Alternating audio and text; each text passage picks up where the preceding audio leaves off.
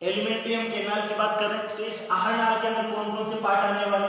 सबसे पहले मुख वाला पार्ट यानी कि माउथ वाला पार्ट आने वाला।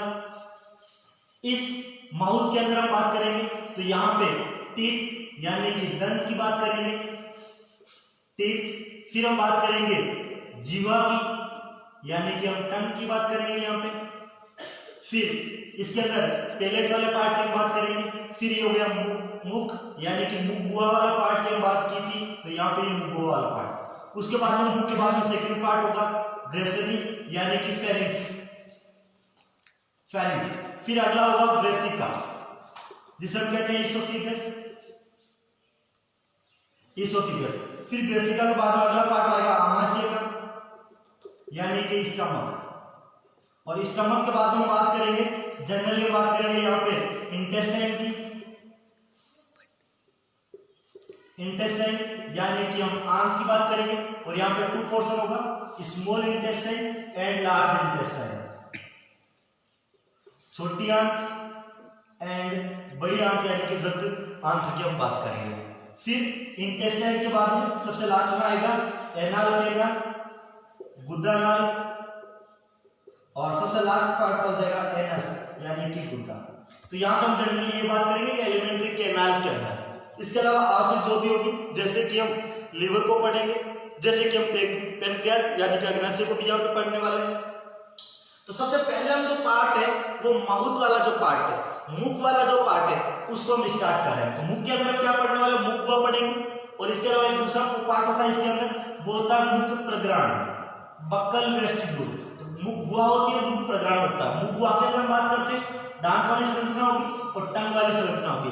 फिर मुख के आगे तरफ जाएंगे तो फेरिंक्स यानी ग्रेसरी वाला पार्ट आएगा, फिर इसोफिगस यानी ग्रेसिका वाला पार्ट, फिर आएगा स्टमक वाला पार्ट, फिर आएगा इंटेस्टाइन, फिर आएगा एनल, कैनाल और एनस वाला। सबसे पहले हम बात कर रहे हैं माउथ की बात करेंगे। माउथ के अंदर हम बक्कल कैविटी अंदर तरफ बात करेंगे। फिर ये वाला जो पोर्शन होता है यहाँ पे इसको हम कहते हैं फेरिंक्स यानी ग्रेसरी। फिर इसके आगे की तरफ वाला पोर्शन की बात कर रहे हैं, ये वाला जो गर्दन वाला होता है इसको हम ग्रेसिका कहते हैं। फिर इसको थोड़ा सा लेफ्ट हैंड साइड हो जाता है तो यहाँ पे आमाशय आएगा। फिर उसके बाद में इंटेस्टाइन, पहले स्मॉल इंटेस्टाइन छोटी आंत आएगी, फिर उसके बाद में लार्ज इंटेस्टाइन यानी बड़ी आंत आएगी, और उसके बाद में गुद्दा नाल और गुद्दा वाला। तो ये पोर्शन था जनरली। तो हम सबसे पहला टॉपिक स्टार्ट कर रहे हैं माउथ यानी कि मुख, मुख वाला पोर्शन हम स्टार्ट कर रहे हैं। चलिए, व्हाट इज द माउथ यानी कि मुख क्या है? इस मुख की यदि हम बात करें तो ये कुछ भी नहीं है, ये है एक अनुप्रस्थ दरार रूपी छिद्र। मुख क्या है? एक तरीके से अनुप्रस्थ दरार रूपी छिद्र यानी कि ट्रांसवर्स, यानी कि अनुप्रस्थ ट्रांसवर्स है। तो ये अनुप्रस्थ दरार रूपी जो छिद्र होता है उसी को हम कहते हैं माउथ यानी कि मुख की बात करते हैं। अब ये जो मुख होता है क्या होता है? ये ओष्ठों से घिरा हुआ रहता है। ओष्ठों यानी कि जो लिप्स होते हैं, लिप से घिरे रहते हैं, लिप से घिरे हुए रहते हैं।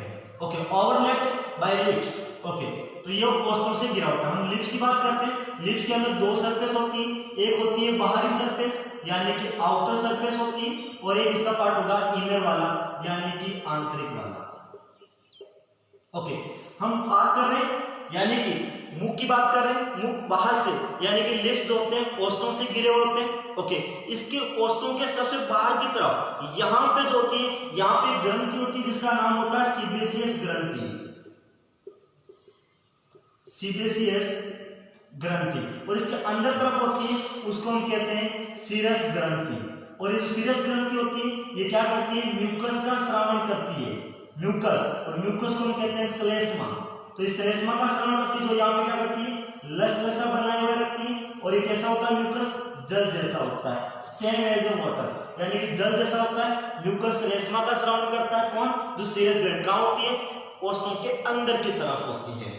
ओके, तो यहाँ पे मुख की बात कर रहे थे, तो इसके अंदर ओष्ठों के बाहरी तरफ सीबेसियस ग्रंथि, अंदर तरफ सीरस ग्रंथि होती है। म्यूकस श्लेष्मा का श्रावण जो लसलसा होता है और वो जल जैसा होता है। चलिए, फिर हम बात करेंगे इस माउथ से अंदर की तरफ जा रहे हैं, तो अंदर तरफ आपको एक केव लाइक स्ट्रक्चर, एक गुफानुमा संरचना दिखाई दे रही है, और उस गुफानुमा संरचना को हम कहते हैं मुख गुहा, मुख गुहा यानी कि बक्कल कैविटी।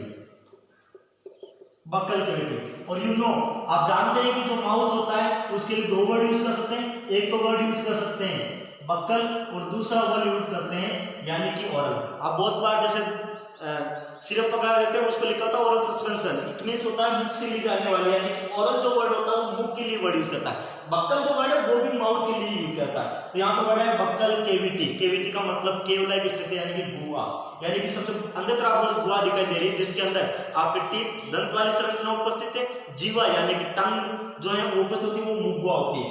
दूसरा जो पोर्शन होता है वो होती है मुख परग्राण, मुख परग्राण जिसे हम कहते हैं बक्कल वेस्टिब्यूल।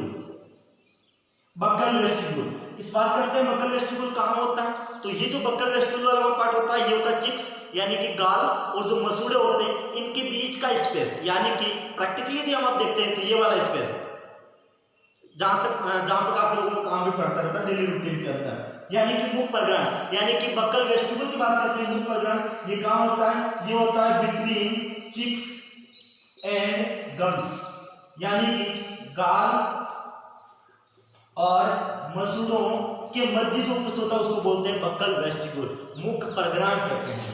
तो यहाँ पे था मुख के अंदर, हमने पहले मुख के अंदर पढ़ा जनरली के बाहर से ओठों से घिरा हुआ रहता है, फिर इसके अंदर एक मुख गुहा वाला पार्ट जिसके अंदर हमने देखा था, जिसके अंदर जैसे आपकी टीथ वाली संरचना, जैसे कि आपकी जीवा यानी टंग वाली संरचना उपस्थित होती है। याद रखना है इसके लिए आपके लिए माउथ, इसके लिए वर्ड यूज करता है ओरल या बक्कल वर्ड करता है। ओके, बक्कल कैविटी मुख परग्राण जो काम होता है गालों और मसूड़ों के मध्य उपस्थित होता है।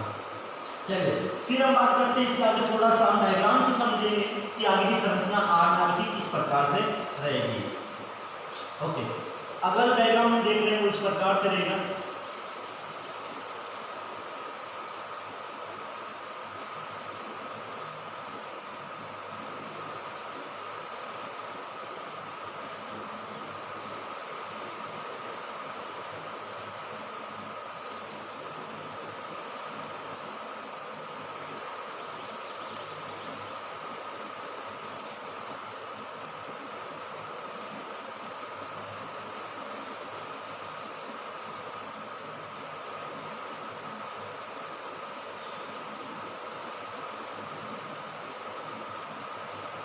ओके, तो ये जो पूरा डायग्राम होगा ये आर नाल का होगा, वो फिर इस प्रकार से होगा। हम बात कर रहे थे पहले भी मुख की संरचना सबसे बाहर से ये ओष्ठों से घिरे हुए, जो हमने ओष्ठ बनाए हैं ओष्ठों से घिरे हुए रहेंगे। ये वाला पार्ट आपका बक्कल कैविटी वाला मुख गुहा वाला होगा और गालों और मसूड़ों के बीच वाला जो स्पेस होता है यहाँ पे होता है उसको मुख परग्राण कहते हैं। चलिए अब हम स्टार्ट कर रहे हैं मुख गुहा के अंदर।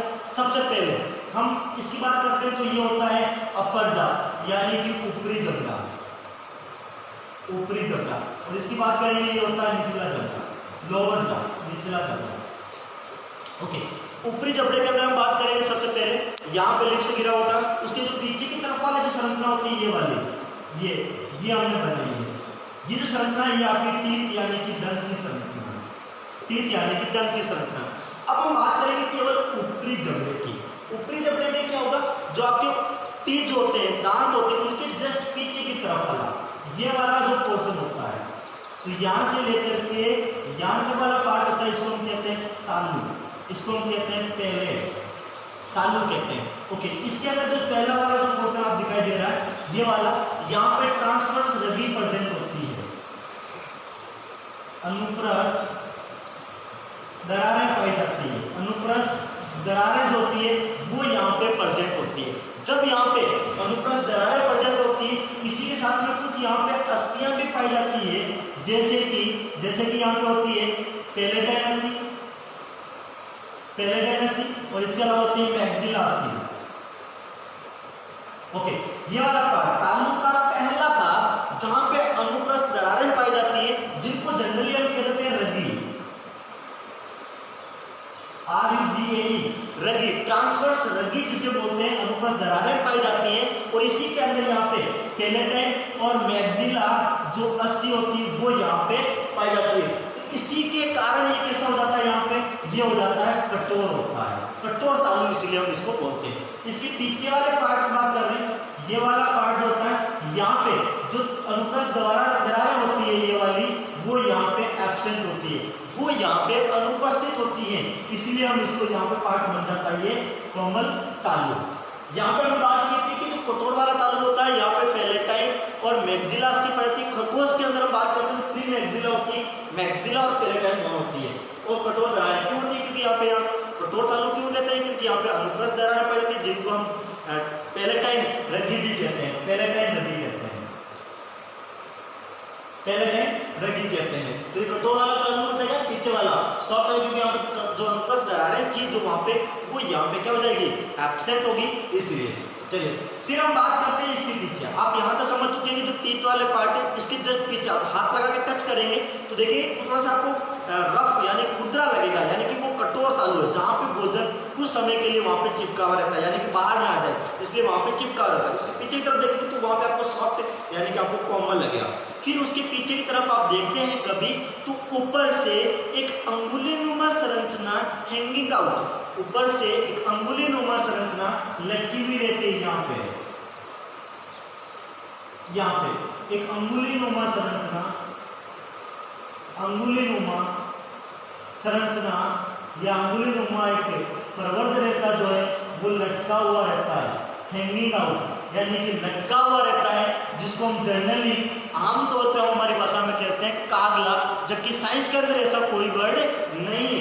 उसके लिए जो वर्ड होता है वो होता है यूवुला, उसके लिए जो वर्ड होता है यूवुला, और उसी का दूसरा वर्ड होता है वेलम पैलेटाइन, वेलम पैलेटाइन, यानी कि ऊपर से जब हम बीच के अंदर देखते हैं ऊपर से एक अंगुलीनुमा संरचना हैंगिंग आउट यानी कि लटका हुआ जो रहता है उसी को हम क्या कहते हैं, यूवुला या वेलम पैलेटाइन, और हमारी जनरल भाषा के अंदर कहते हैं कागला। ऑप्शन के अंदर आपको कागला नहीं मिलने वाला, क्या मिलेगा, या तो यूवुला मिलेगा या आपको वेलम पैलेटाइन मिलेगा। चलिए इस वाले पोर्शन की हमने बात की है। फिर यहाँ पर आप जनरली देखते हैं इसके बीच की तरफ यहाँ पे जो होती है ये वाली जो संरचना बीच की तरफ पड़ी रहती है इसको हम कहते हैं जीभ यानी कि टंग, यानी कि हम जीवा कहते हैं। ओके, फिर हम बात करते हैं जो जीभ होती है, इसके लिए जीभ के लिए भी एक साइंस में वर्ड है, उसको हम कहते हैं लिंगुआ या लिंग्वी, लिंगुआ या लिंगुअल वर्ड यूज करते हैं, लिंगुअल, लिंगुअल वर्ड यूज किया जाता है किसके लिए, टंग यानी कि जीभ के लिए। ओके, तो यहाँ पे देखते हैं आपको पता है कि हमारी जो जीभ होती है वो नीचे से एक स्किन, एक त्वचा रूपी बलन होता है, एक त्वचा रूपी जो बलन होता है उससे जुड़ा हुआ रहता है जीभ के नीचे की तरफ, तो इसका नाम त्वचा रूपी बलन जुड़ा हुआ किससे, जीभ से, जीभ के लिए वर्ड हो जाएगा लिंगुअल, इसलिए इसका जो नाम होगा वो होगा फ्रेनुलम लिंग्वी, फ्रेनुलम, फ्रेनुलम लिंग्वी वर्ड हो जाएगा। फ्रेनुलम का मतलब ये होता है कोई त्वचा रूपी बलन किसी भी चीज से जुड़ा हुआ रहता है उसके लिए वर्ड यूज करते हैं फ्रेनुलम, लिंग्वी वर्ड यूज हमने किया था जीभ के लिए, इसलिए इसके ऊपर क्या हो जाएगा, फ्रेनुलम लिंग्वी वर्ड हो जाएगा यहाँ पे। चलिए ये वाला जो पोर्शन था ये किसका था, यानी कि ये टंग यानी कि जीभ की बात करते हैं। आपको पता है जीभ जो होती है अग्रभाग से स्वतंत्र होती है और पश्च भाग से यानी कि पीछे से, ये पश्च भाग से इसका जो पश्च पोस्टीरियर जो पार्ट होता है वो अटैच रहता है विद हायोड बोन, हायोड अस्थि के साथ में। जनरली यहाँ से किसी को बता सकता है कि जो जीभ होती है वो पश्च भाग से किससे जुड़ी हुई रहती है, तो वो हायोड अस्थि से रहती है, और अग्रभाग जो होता है वो क्या होता है, वो स्वतंत्र, वो फ्रीली रहता है, लेकिन पश्च भाग जुड़ा हुआ रहता है किस साथ में, हायोड अस्थि के साथ में जुड़ा हुआ होता है। तो जनरली हमने बेसिकली बातें की थी, ये लिप्स है, ये दांत वाली संरचना है, कठोर तालु है, कोमल तालु है, और कोमल तालु का जो पीछे वाला भाग है जिसको हम यूवुला, वेलम पैलेटाइन या कागला जिसे हम हमारी भाषा में कह देते हैं वो वाला पार्ट है। ओके, अब हमने पढ़ा था मुख, मुख मुख प्रकरण की बात करते हैं। ओके, अब हम बात करेंगे इस पोर्शन की, ये वाला जो पोर्शन होता है, ये वाला इसी पोर्शन को, इस पूरे पोर्शन को हम कहते हैं ग्रेसनी वाला भाग, जिसे हम पहले भी वर्ड दे चुके हैं फेरिंक्स यानी कि ग्रेसनी वाला भाग। ओके, तो ये ग्रेसनी वाला भाग होगा, ये ग्रेसिका होगा, ये आमाशय है, और इस आमाशय में हमारी छोटी आंत स्टार्ट हो रही है। पहला पार्ट आपका ग्रहणी यानी कि ड्यूडेनम है, फिर ये जेजुनम है, ये इलियम है, फिर यहाँ पे बड़ी आंत स्टार्ट हो रही है, पहला भाग इसका सिक्कम है, फिर कॉलन है, फिर यहाँ पे रेक्टम, यानी कि ये वाला भाग जो मलाइशिया का होगा, रेक्टम का होगा, और ये गुदानाथ और लास्ट में गुदा। आपको पता है जो सिक्कम वाला पार्ट होता है वो हमारे मनुष्य के अंदर या जो खरगोश वगैरह होते हैं उनके अंदर सेल्यूलोज होता है, उसका पाचन करने में सहायक होता है, और इसी के साइड में यहाँ पे होती है, आपको पता है ये होती है अपेंडिक्स। अपेंडिक्स का पूरा नाम है वर्मीफॉर्म अपेंडिक्स। वर्मीफॉर्म अपेंडिक्स, इसका मतलब आप समझ पा रहे हैं कि ये आपको पता है राइट हैंड साइड है और ये लेफ्ट हैंड साइड है, और लेफ्ट हैंड साइड में बाईं तरफ आमाशय होता है, और राइट हैंड साइड में दाहिनी तरफ नीचे की तरफ यहाँ पे क्या होता है, वर्मीफॉर्म अपेंडिक्स होता है। और आपको पता है यहाँ पे जो होता है वो होता है यकृत। तो क्वेश्चन पूछा जा सकता है कि हमारे शरीर के अंदर लीवर, यकृत की बात करते हैं कौन साइड में होता है, तो वो राइट हैंड साइड में होता है, दाहिनी तरफ होता है। इसके अलावा वर्मीफॉर्म अपेंडिक्स की बात करते हैं वो किस तरफ होता है, तो वो भी हमारे राइट हैंड साइड में होता है। आमाशय किस तरफ होता है, वो थोड़ा सा लेफ्ट हैंड साइड में स्थित होता है। तो यहाँ से जनरली हमने ये बातें की थी। तो हम अगला जो टॉपिक पढ़ रहे हैं, हमने पहला टॉपिक यहाँ पे कंप्लीट किया है, वो था मुख। मुख के अंदर जनरली हमने बातें की है। अब हम पढ़ने वाले यहाँ पे दांत वाला पार्ट और जीभ वाला पार्ट यहाँ पे बाकी है। पहले हम यहाँ पढ़ लेते हैं ग्रेसनी, फिर उसके बाद में हम बात करेंगे जीभ और दंत की बात करेंगे। चलिए तो हम स्टार्ट कर रहे हैं। अगला हमारा टॉपिक है ग्रेसनी वाला पार्ट।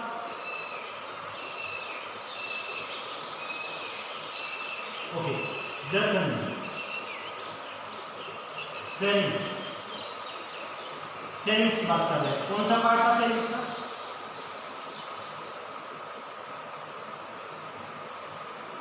यहाँ पर मैंने बनाया था यूलर विलर। ओके, बता चुका हूं आपको कि ये वाला जो पोर्शन होगा ये पूरा कौन सा पार्ट है, यही है वो ग्रेसनी यानी कि फेरिंक्स वाला पार्ट की बात करते हैं। अब हम बात करेंगे इस फेरिंक्स के अंदर कौन कौन सी ओपनिंग होती है, कौन कौन सी, जो छिद्र की बात करेंगे ओपनिंग कौन कौन सी होती है। तो पहली जो ओपनिंग, ओके, इसके बाद हम बात करें ये वाला जो पोर्शन है इसके ऊपर वाला, ये आपको पता है कि ये नासा मार्ग है। नासा मार्ग है यानी किससे रिलेटेड है, नाक से रिलेटेड है, यानी कि जो हमारा श्वसन तंत्र जो होता है उससे रिलेटेड है। ओके, तो इस फेरिंक्स के अंदर यहाँ पर हम बात करेंगे कौन कौन से ओपनिंग है। तो पहली ओपनिंग की बात करेंगे, यहाँ से आएगा एक पोर्शन, और ये पोर्शन कौन सा, नासा मार्ग वाला। नासा मार्ग, नासा मार्ग का भाग खुल रहा है कहाँ पे, ग्रेसनी के अंदर। कहाँ पे खुल रहा है, नासा मार्ग वाला पार्ट कहाँ पे खुल रहा है, ग्रेसनी के अंदर। यहाँ पे खुलेगा इस जगह पे, इसलिए इसका नाम होता है नेजोफेरिंक्स। नेजोफेरिंक्स,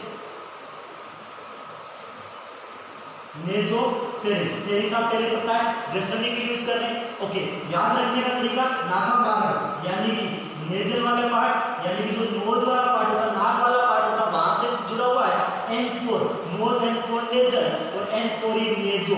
नेजो जो वाला वर्ड वो यहाँ से नेजल वाले पार्ट से आया, तो इसका कौन सी ओपनिंग हो गई, नेजोफेरिंक्स हो गई। दूसरी हम बात कर रहे हैं, ये वाला पोर्शन कौन सा है, इसको कहते हैं ग्रेसिक का, यानी कि इसको इंग्लिश में कहते हैं इसोफिगस। ओके, अब ग्रेसनी वाला पार्ट भोजन तो जनरली कहाँ जाएगा, ग्रेसनी से ग्रेसिका के अंदर जाएगा, तो यहाँ पे भी कोई ओपनिंग होगी। ओके, ये जो ओपनिंग होती है ये कहाँ से आ रही है, ग्रेसनी से ग्रेसिका के अंदर, ग्रेसनी से ग्रेसनी के अंदर जाएगी। इसका मतलब, इसका नाम होता है ओरोफेरिंक्स।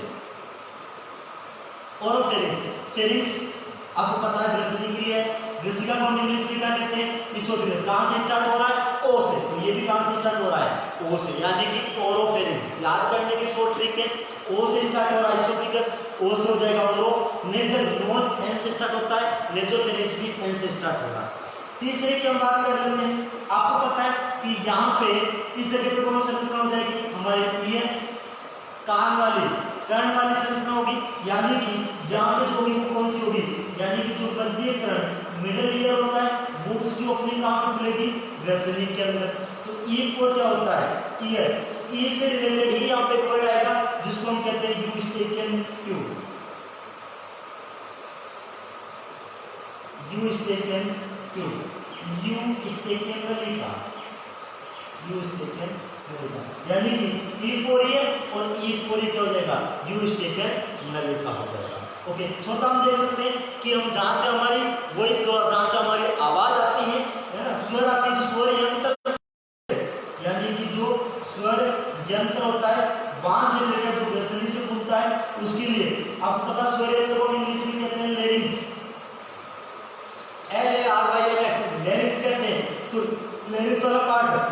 ग्रसनी से कहाँ खुल रहा है, लेरिंग्स के अंदर खुल रहा है, तो इसका नाम हो जाएगा लेरिंगोफेरिंक्स,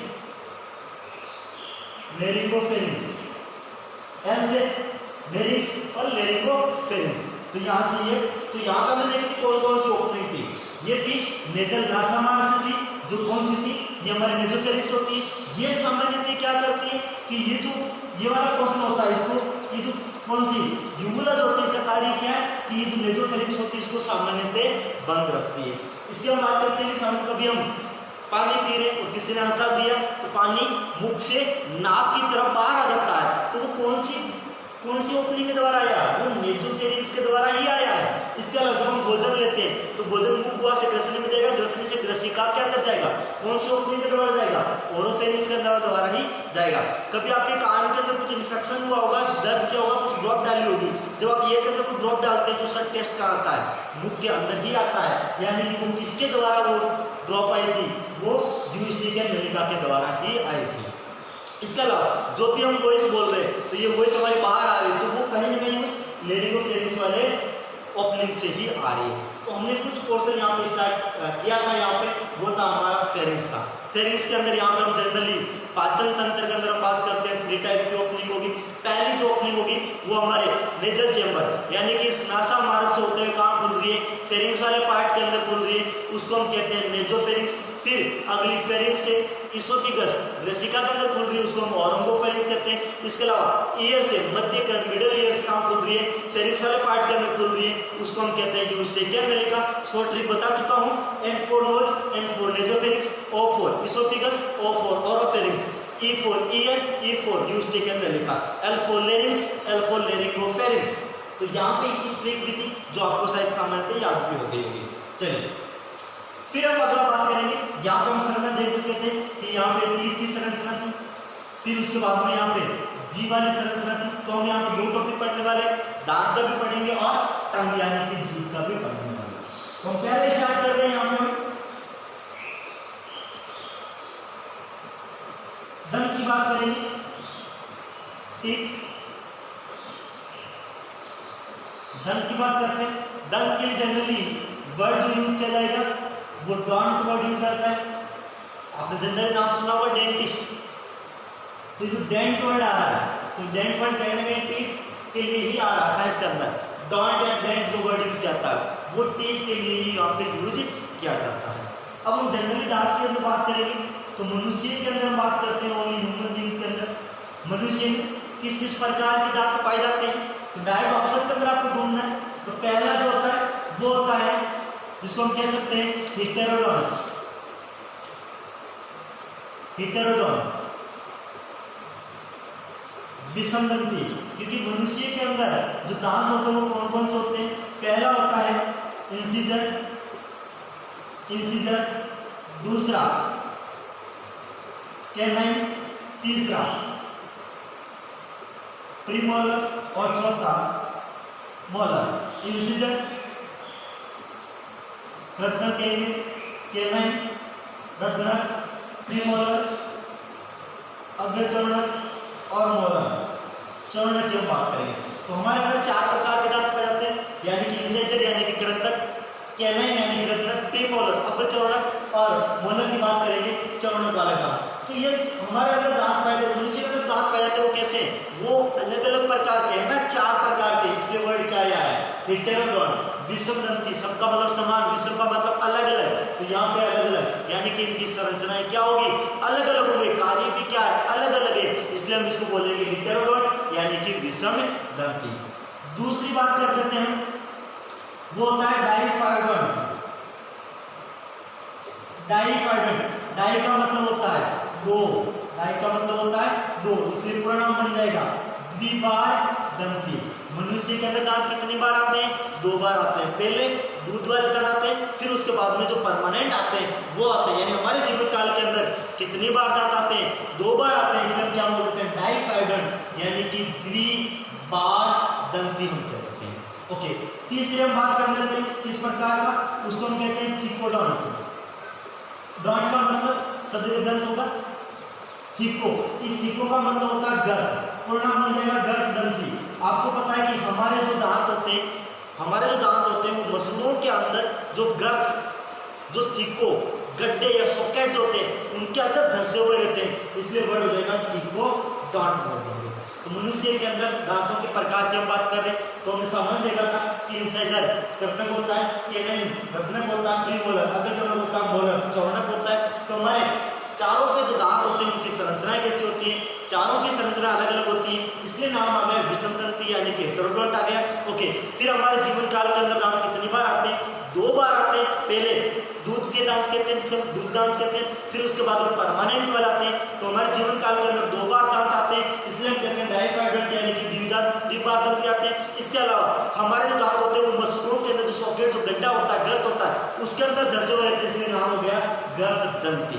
अब हम सामान्य से बात कर लेते हैं। यहाँ पे जो हमारे 4 पैदा होते हैं, इंसाइजर, कैनन, प्रीमोलर और मोलर की बात करते हैं। इनके हम कार्य की यदि हम बात करते हैं तो कार्य से कर्तन की बात करते हैं, ये होते हैं काटने वाले दांत। जब हम खाना लेते हैं, ग्रास जो लेते हैं, उसको काटने का जो काम करते हैं वो काम करते हैं कौन? यानी कि बाइटिंग का जो काम करते हैं, बाइट जो करते हैं वो हमारे इंसाइजर यानी कर्तन करते हैं। कैनन की बात करते हैं, ये करते हैं चीरना फाड़ना। रत्नक दांत होते हैं, उन्हीं का काम होता है चीरना फाड़ना, चीरना फाड़ना। किसका? कैनन का। इसका मतलब जो कैनन होते हैं उनका काम होता है चीरना फाड़ना। इसका मतलब ये जो मांसाहारी जंतु होते हैं, मांसाहारी यानी कि जो कार्निवोरस होते हैं, उनमें ये अधिक विकसित होते हैं, उनमें ये अधिक विकसित होते हैं, मांसाहारियों में ये अधिक विकसित होते हैं। कौन से? कैनन की बात करें। प्रीमोलर की बात करें, मोलर की बात करते हैं, इन दोनों का काम होता है चबाना, चीन करना, यानी कि चबाने का काम है। तो कर्तन का काम हो जाएगा काटने बाइटिंग करने का काम, कैनन रत्नक चीरना फाड़ना, मांसाहारियों में अधिक विकसित होते हैं। ओके, इस तरह प्रीमोलर और मोलर इन दोनों काम होता है चबाना। तो हमने लिप्स के अंदर बात की थी, ये वाला ऊपर लिप्स की बात कर रहे थे, इनके बीच में देखिए यहाँ पे गड्ढा है, तो ये गड्ढा देखिए देता है, इसी गड्ढे को जो ऊपरी ओस होते हैं इनके पीछे ऊपर तरफ कैसे होता है, तो इसी को हम कहते हैं फिल्ट्रम, फिल्ट्रम कहते हैं। जबकि खरगोश के अंदर देखा होगा कि ऊपर वाले जो ओस्ट होते हैं बीच में से कटा हुआ होता है, और ऐसे को हम कहते हैं हेयर क्लेफ्ट, ऐसे को हम कहते हैं हेयर क्लेफ्ट, हेयर क्लेफ्ट यानी कि ऊपरी होठ के बीच में से जो कटा हुआ रहता है उनको हम कहते हैं हेयर क्लेफ्ट। जबकि मनुष्य के अंदर कुछ यहाँ पे एक प्रचिन्ह बना हुआ होता है, इसी को हम कहते हैं फिल्ट्रम। क्या कहते हैं? फिल्ट्रम कहते हैं। तो ये हमने समझ बात की थी मनुष्य के अंदर दांत किस किस प्रकार के पाए जाते हैं। चलिए अब हम बात करें थोड़े से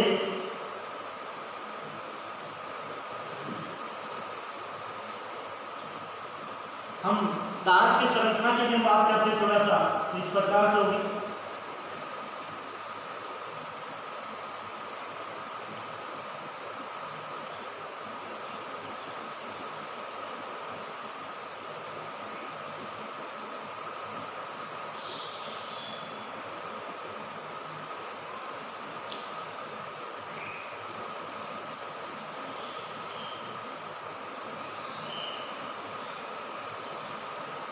ओके, इस प्रकार से संरचना कुछ हो जाएगी इसकी। ओके, इसके अंदर पार्ट की बात करें, सबसे ऊपर वाला पार्ट,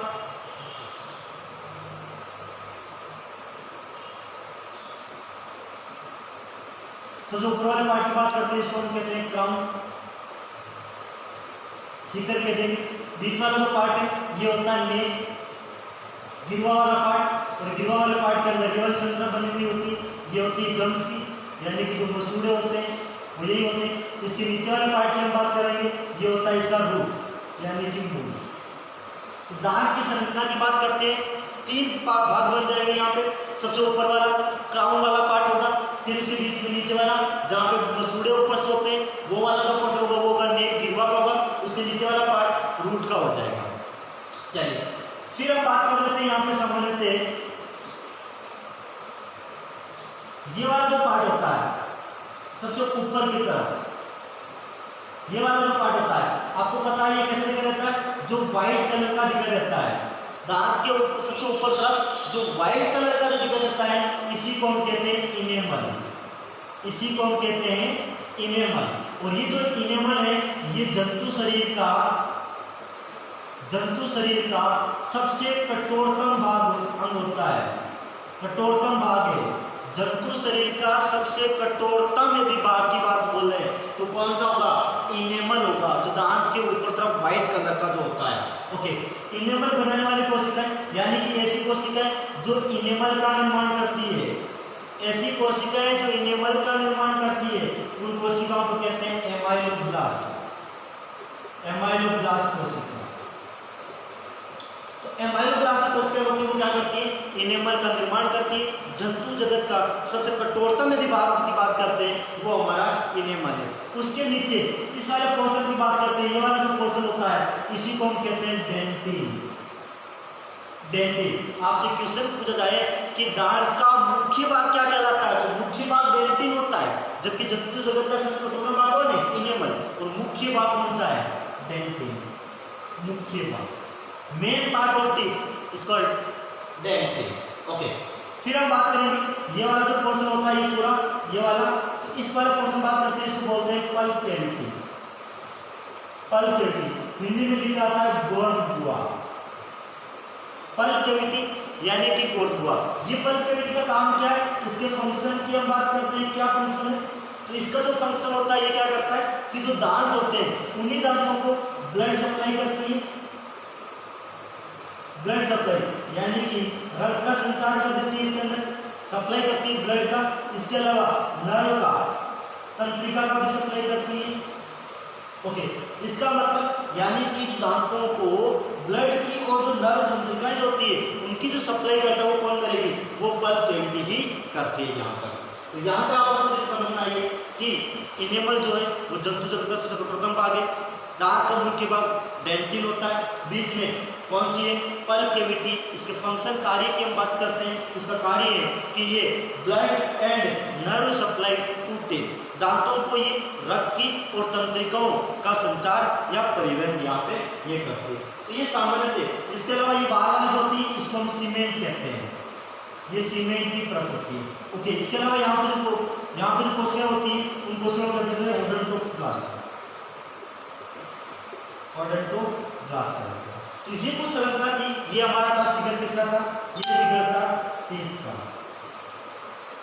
दांत का फिगर था। हमने पार्ट देख चुके, क्राउन, नेक और रूट वाला पार्ट देखा था। कौन कौन से पार्ट है एनिमल के बारे में, डेंटिन के बारे में याद हमने तो ये थी हमारे दांत की संरचना की हम बात कर चुके हैं।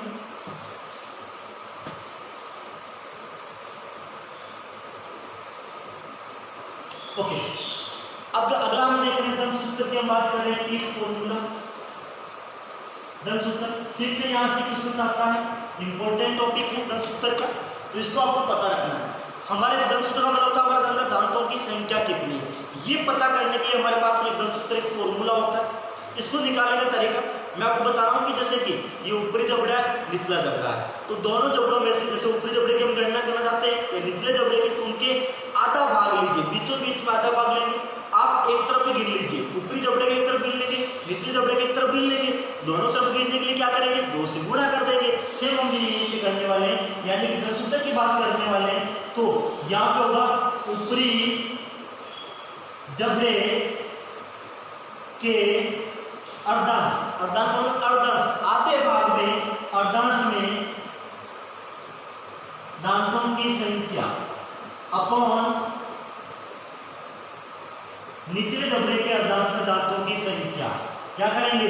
गुणा, 2 से गुणा कर देंगे। यहाँ पे 2 से गुणा करेंगे। दंत सूत्र निकालने का फॉर्मूला, ऊपरी जबड़े में आधे भाग के अंदर दांतों की संख्या, निचले जबड़े में अर्ध भाग में, निचले जबड़े के अर्धांश भाग में, आधे भाग में दांतों की संख्या, 2 से हम गुणा कर देंगे तो हमारे दोनों तरफ के यहाँ पे दंत सूत्र आ जाएंगे। सबसे पहले हम बात कर रहे हैं छोटे बच्चों के अंदर। छोटे बच्चों के अंदर, छोटे बच्चों का मतलब है 0 to 5 years, यानी कि हम दूध के दांत की बात करेंगे, दूध वाले दांत की बात कर रहे हैं, यानी कि छोटे बच्चों के अंदर 5 साल तक के बच्चों के अंदर बात कर रहे हैं, जो दूध के दांत कहलाते हैं, उनके अंदर क्या होगा? उसका फॉर्मूला निकालना क्या होगा? सबसे पहले ऊपरी जबड़े में कौन कौन से होंगे?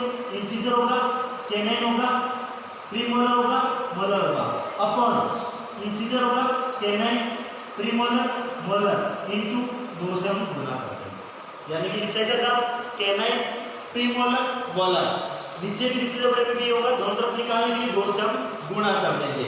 चलिए तो हम छोटे बच्चों के अंदर निकाल रहे हैं दांत कितने दांत होते हैं, तो उनका फॉर्मूला क्या हो जाएगा, इंसिजर कितने होते हैं उसका फॉर्मूला याद रखना आएगा 21/02 अपॉन 21/02 इंटू 2। यहाँ पर क्रॉस लगा है, इसका गुणा नहीं करना है, जनरली इसे सेपरेट करने के लिए यहाँ पे साइन बनाया गया, गुणा यहाँ पे करेंगे 2 से। तो छोटे बच्चों के अंदर 5 साल तक के बच्चों के अंदर दंत सूत्र होगा वो होगा 21/02 21/02 2 से गुणा कर देंगे। इसका मतलब छोटे बच्चों में इंसिजर कितने होंगे, ऊपरी जबड़े में 2 होंगे, निचले जबड़े में भी 2 होंगे, कैनाइन ऊपर 1 नीचे भी 1।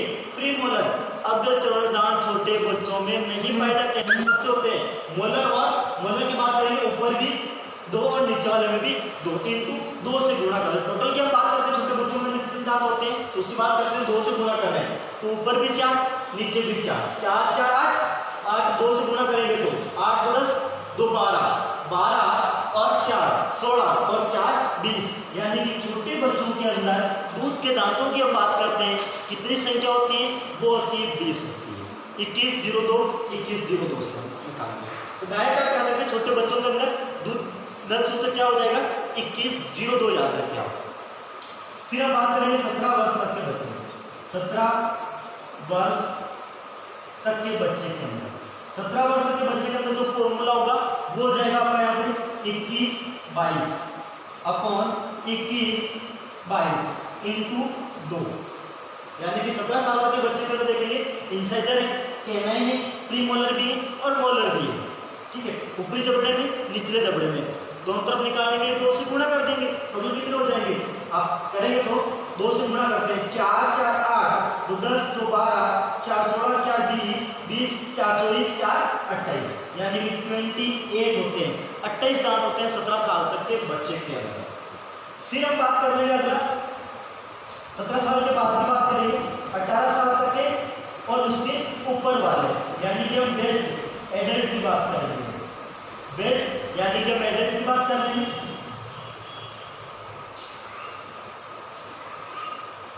18 वर्ष बेस्ट या उससे बड़ों की बात करते हैं, उसके अंदर दांतों की संख्या कितनी होगी तो उसका जो फॉर्मूला हो जाएगा वो याद रखना आपको 21/23 अपॉन 21/23 2 से हम गुणा कर देंगे।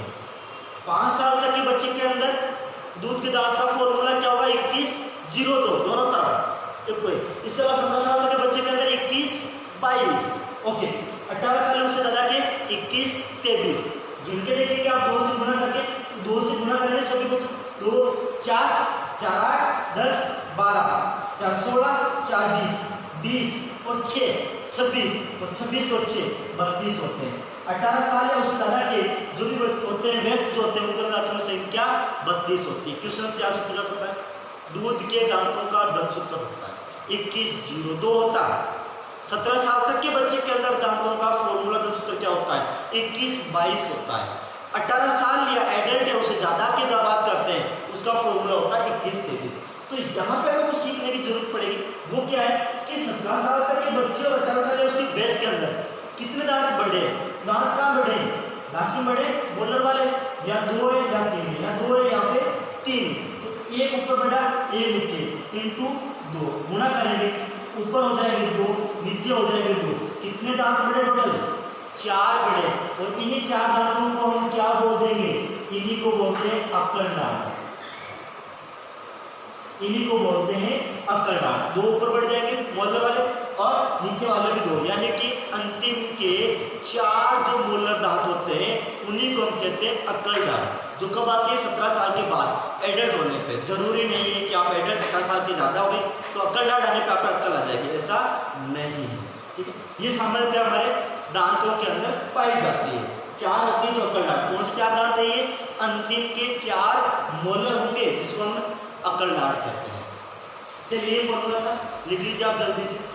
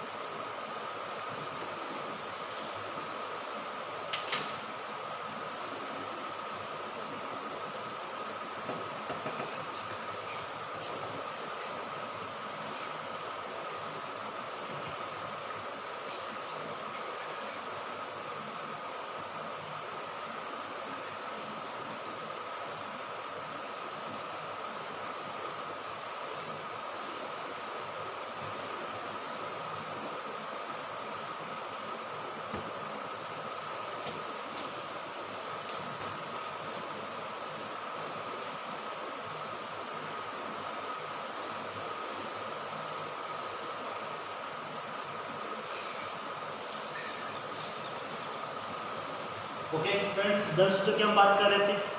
10 सूत्र का फॉर्मूला हो जाएगा ऊपरी जबड़े के अर्धांश भाग में दांतों की संख्या, निचले जबड़े में अर्धांश भाग में दांतों की संख्या इंटू 2। फॉर्मूला है इंसेजर कैनाइन प्रीमोलर मोलर इंटू 2 हो जाएगा। 5 साल तक के बच्चों के अंदर 2102 इंटू 2। 17 साल तक के बच्चे के अंदर 2122, 18 साल तक के अंदर 2123। याद रखो यहाँ पे 2122 से 2123 है तो इसके साथ ऊपर नीचे बढ़ रहे हैं, हम जिनके 4 मूलक बने और इन्हीं को हम कहते हैं विजडम टीथ यानी कि अकल दांत कहते हैं। ओके, तो यहाँ तक था ये दंत सूत्र की बात की थी। अगला टॉपिक होगा हमारा जीवा यानी कि जीभ।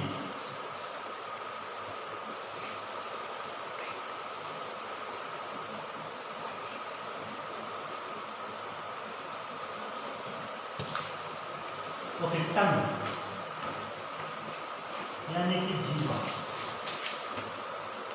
जीवा की हम बात कर रहे हैं, जनरली आप बता चुके हैं। इसके लिए जो वर्ड यूज किया था वो क्या था, लिंगुअल या लिंग्वी वर्ड यूज किया था, लिंगुअल या लिंग्वी वर्ड यूज किया जाता है। ओके, टंग की हम बात कर रहे हैं, संरचना की बात कर रहे थे, पहले बता चुके हैं। इसकी बीच में उपस्थित होती अग्रभाग, ये अग्रभाग है, ये स्वतंत्र रहता है और इसका पश्च वाला भाग ये हायोडास्टिस से संलग्न रहता है। हायोडास्टिस से संलग्न यानी कि जुड़ा हुआ यहाँ पे रहता है हायोडास्टिस। ओके, तो हम जीभ की संरचना की हम बात कर रहे थे कि जीभ की संरचना किस प्रकार से रहती है।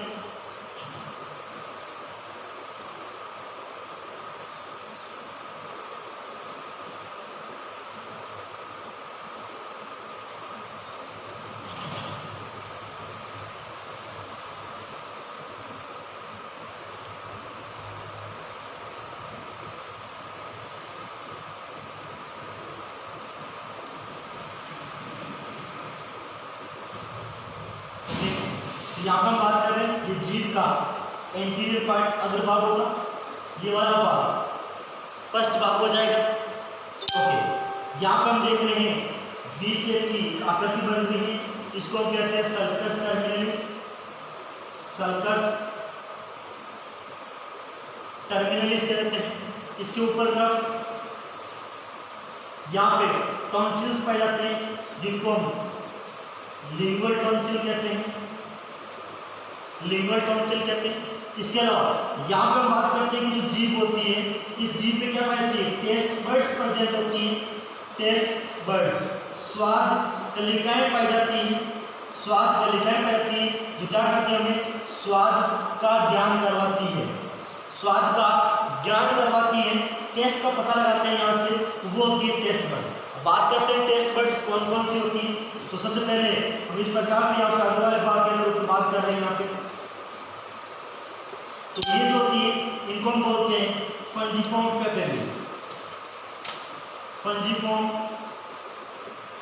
पेपिला, फंजीफॉर्म पेपिला जो ज्यादातर अगर वाले भाग के अंदर ज्यादा उपस्थित होती है, थोड़ी सी इस प्रकार से हो जाएगी, व्हाइट कलर की इस प्रकार से होगी, ये फंजीफॉर्म पेपिला। इसके अलावा थोड़ी सी दूर दूर होती है, थोड़ी सी गुलाबी कलर की हो जाएगी, और ये जो होती है इनको हम कहते हैं फिलीफॉर्म पेपिला। फिलीफॉर्म पेपिला कहते हैं। इसके अलावा यहाँ पे होती है,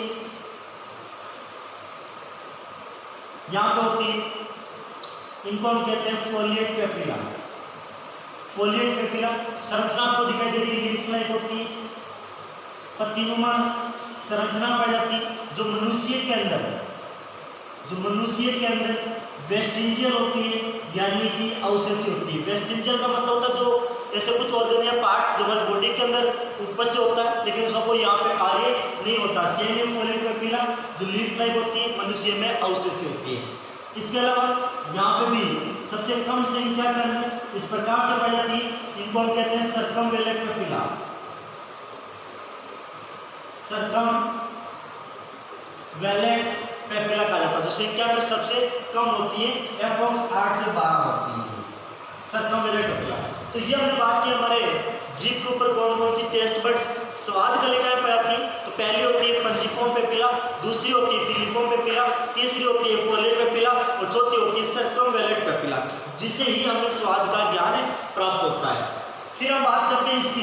अग्र वाले भाग पे हमें कौन से स्वाद का ज्ञान होता है। यदि आप काजू कतली खाते हैं या गुलाब जामुन खाते हैं, यानी कि मीठा लेते हैं, स्वीट जो लेते हैं, मीठा यदि लेते हैं, तो उसका ज्ञान का पता हमारे जीभ के सबसे अग्र वाले भाग, सबसे आगे वाले भाग से हमें पता चलता है। फिर यहाँ पे ये जो साइड वाला पार्ट होता है, यहाँ से पता चलता है स्वाद, यानी कि खट्टा। यदि आप छाछ लेते हैं भोजन के अंदर या दही लेते हैं, तो उसका पता यहाँ से स्वर यानी कि खट्टे यहाँ से पता चलता है। फिर आप नमकीन लेते हैं, चखने में नमकीन लेते हैं, तो नमकीन का पता जो होता है वो यहाँ से लगता है। फिर हम बात कर लेते हैं, यदि आप कड़वा